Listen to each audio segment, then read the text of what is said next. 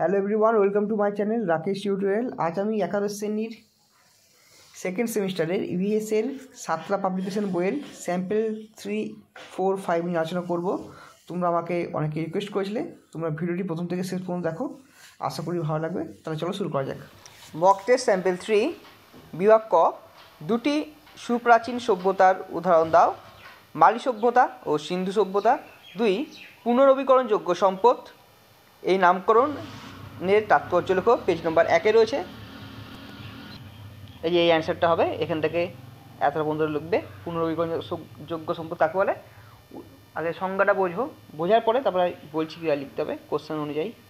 সংজ্ঞা হয়ে গেলে লিখবে যে তাই এটি পুনর্নবীকরণযোগ্য সম্পদ। উদাহরণ দিয়ে করতে হবে।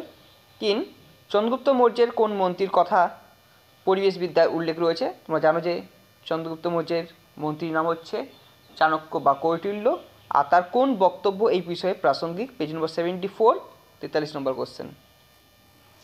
43 নম্বর কোশ্চেন অ্যান্সার দেখো। এই যে একটি সাম্রাজ্যের স্থায়িত্ব নির্ভর করে এর পরিবেশের সুস্থিতির উপর। এই উক্তিটি সম্রাট চন্দ্রগুপ্ত মৌর্যের সভায় প্রাজ্ঞমন্ত্রী চাণক্য করেছিলেন। 4 নম্বর কোশ্চেন দেখো, সামাজিক বনসৃজন কাকে বলে? এটা তোমরা স্ক্রিনে দেখে নাও।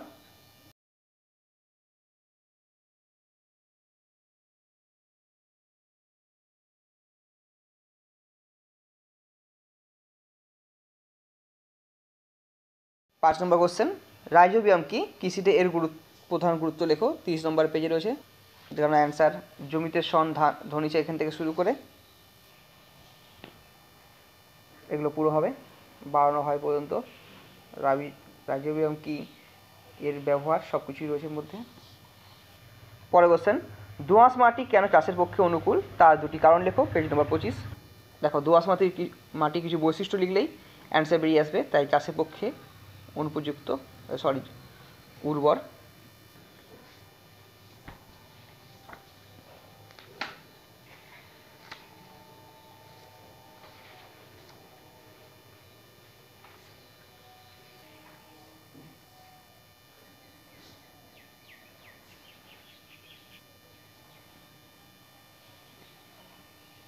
তোমার অ্যান্সারটা লিখে নেবে ভালো করে। সবুজ সার কি? এরপর দেখো, কৌশিক জল কি? কৃষিকাজে এর গুরুত্ব লেখো। পেজ নম্বর 21। কৌশিক জল কাকে বলে? এখান থেকে শুরু করে এই পর্যন্ত হবে অ্যান্সার। এরপর দেখো বিভাগ খ, উচ্চ শ্রেণীর কয়লা কোন যুগে সৃষ্টি হয়েছিল? এর একটি ব্যবহার লেখো। অ্যান্থ্রাসিট, বিটুমিনাস। আর তোমরা জানো যে তাপবিদ্যুৎ কেন্দ্রে কাজে লাগে। 2 নম্বর কোশ্চেন, এটা আমি তোমার স্ক্রিনে দেবো। নেক্সট কোশ্চেন দেখো, ভূতাপ শক্তির দুটি অসুবিধা উল্লেখ করো। পেজ নম্বর 126। যে ভূতাপ শক্তির অসুবিধা এতগুলো আছে, যে কোনো দুটো পয়েন্ট লিখলেই হবে। পরের কোশ্চেন দেখো, কোল গ্যাস ও আলকাতরার দুটি করে ব্যবহার লেখো। কোল গ্যাসে পাওয়া গেছে, আলকাতরাটা পাইনি। আলকাতরা জানো তোমরা যে রঙের কাজে লাগে, যার ফলে লোহার জিনিস খুব ভালো থাকে। আর কোল গ্যাসের ব্যবহার 99 নম্বর পেজে রয়েছে। কোল গ্যাসের ব্যবহার যন্ত্রপাতি চালাতে, রান্নার কাজ ও বাতি জ্বালাতে কাজে লাগে। পরের কোশ্চেন দেখো, ক্রুড অয়েল কি? শক্তি উৎপাদনে এর ভূমিকা কি? পেজ নম্বর 100। ক্রুড অয়েল কি? ভূগর্ভ থেকে শুরু করে এই পর্যন্ত হবে। আর যদি বলা হয় এর ব্যবহার, এখান থেকে শুরু করে এ পর্যন্ত।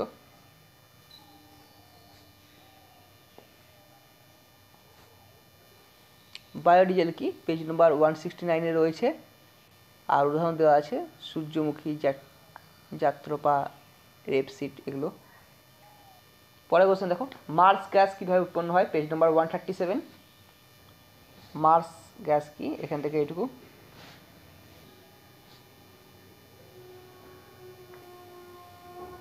এক নম্বর 2 নম্বর দেওয়া আছে। 3 নম্বর অ্যান্সার, অন্তঃমাইক্রোরাইজা কি? উদাহরণ দাও। পেজ নম্বর 49। অন্তঃমাইক্রোরাইজা বা অ্যান্ডোমাইক্রোরাইজা কি? পরের কোশ্চেন দেখো, পেস্ট বলতে কী বোঝো? পেজ নম্বর 51। পেস্ট বলতে কী করো? যেসব থেকে এই পর্যন্ত হবে পেস্ট কাকে বলে? আর একটু যদি বড় করে বলো তাহলে এখান থেকে এতটা, যে 2 নম্বর আছে এখান থেকে এতটা বলাই ভালো।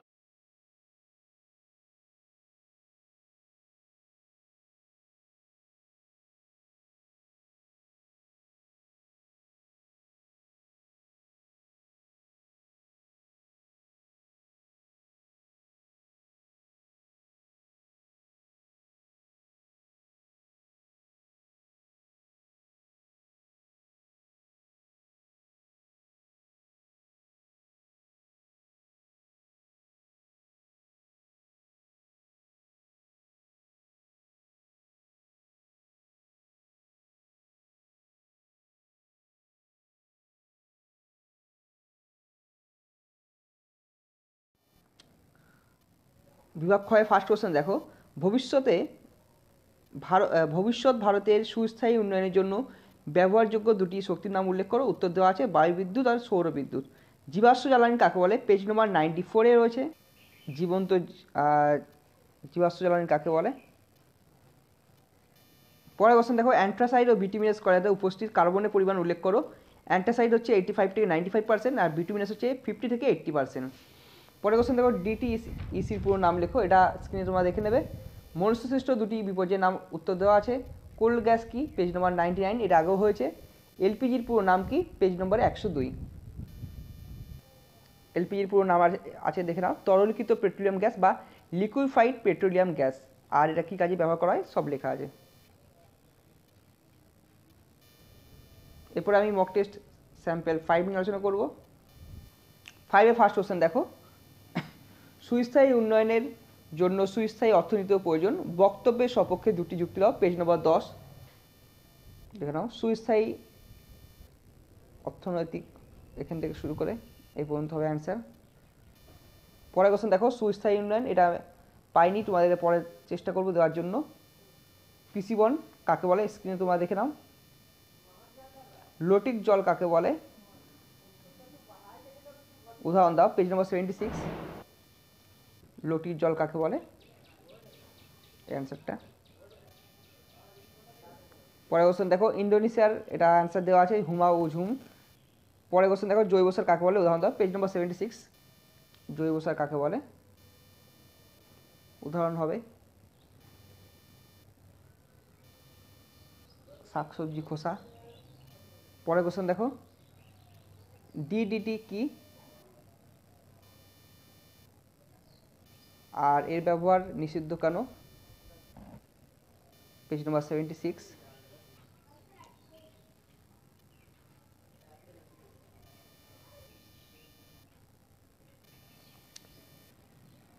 একশো 11 নম্বর কোশ্চেন, ডিডিটি কি দেওয়া আছে আর এটা কী ক্ষতি করে সেটাও দেওয়া আছে। নেক্সট কোশ্চেন, দুটি গুদামজাত পেস্টের উদাহরণ দাও। পেজ নম্বর 78। দুটি গুদামজাত ফসলের পেস্টের উদাহরণ হচ্ছে রাইস উইভিল আর ইঁদুর আরশোলা। এরপর দেখো পেজ বিভাগ খতে দুইটি প্রডিউসার গ্যাসের নাম দেখো। তো H2 আর C4 দেওয়া আছে। CH4 মানে হাইড্রোজেন আর মিথেন। জ্বালানি কোষ কাকে বলে? পেজ নম্বর 133। জ্বালানি কোষ কাকে বলে? এখান থেকে শুরু করে এতটা অ্যান্সার হবে। পরের কোশ্চেন দেখো, তাপবিদ্যুতের তুলনায় জলবিদ্যুতের একটি সুবিধা অসুবিধা উল্লেখ করো। পেজ নম্বর 139। তাপবিদ্যুতের তুলনায় জলবিদ্যুৎ দুটি সুবিধা উল্লেখ করো, দুটো পয়েন্ট। পরের কোশ্চেন দেখো, ভূতাপীয় শক্তি কাকে বলে? পেজ 124। ভূতাপীয় শক্তি কাকে বলে? এখান থেকে এতটা অ্যান্সার হবে, পেজ নম্বর 124। তারপরে কোশ্চেন দেখো, নিউক্লিয় সংযোজন বিক্রিয়া কাকে বলে? পেজ নম্বর 139। নিউক্লিয় সংযোজন কাকে বলে দেওয়া আছে। বহুমুখী নদী পরিকল্পনা কাকে বলে? এটা তোমার স্ক্রিনে দেখে নাও।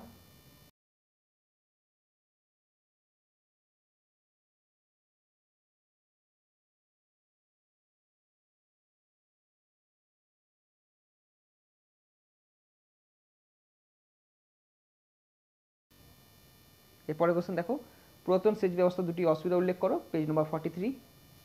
পুরাতন সেচ ব্যবস্থার যে কোনো দুটি অসুবিধা লিখলেই হবে এখান থেকে। পরের কোশ্চেন দেখো, পেট্রোলিয়ামের বিকল্প হিসেবে দুটি জ্বালানির নাম উল্লেখ করো। সৌরশক্তি আর হবে ভূতাপ শক্তি। ব্যাস, তাহলে এই ছিল আমাদের আলোচনা মক টেস্ট স্যাম্পেল 5 পর্যন্ত। এরপর আমি পরবর্তী ভিডিওয় নতুন কিছু বড় কোশ্চেন নিয়ে আলোচনা করব। তা দেখা হচ্ছে নেক্সট ভিডিওয় নতুন কিছু টপিক নিয়ে।